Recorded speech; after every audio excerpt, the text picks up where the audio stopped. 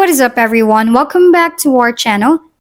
This tutorial will guide you through the process of deleting your transfer history in Remitly.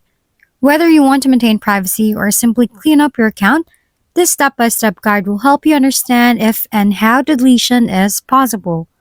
There's only one way to delete your Remitly transfer history, but it will include your Remitly account. First, locate the Remitly app on your device and tap to open it. Make sure that your account is logged in.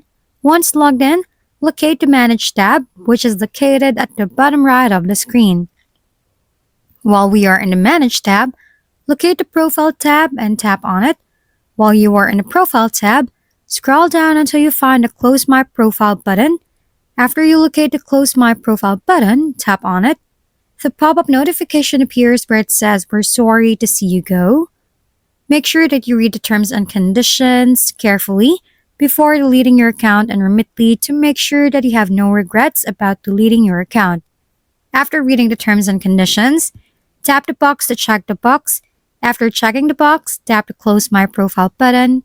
The notification appears that says your profile is now closed. In summary, while you cannot delete individual transfer records in Remitly, you can manage your account settings and contact support for further assistance. Always keep your privacy and account security in mind when handling financial transactions. If you have concerns regarding your data, reaching out to Remitly is the best course of action.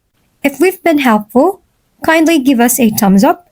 And don't forget to hit the subscribe and bell button for more contents. For any questions and suggestions, comment down below.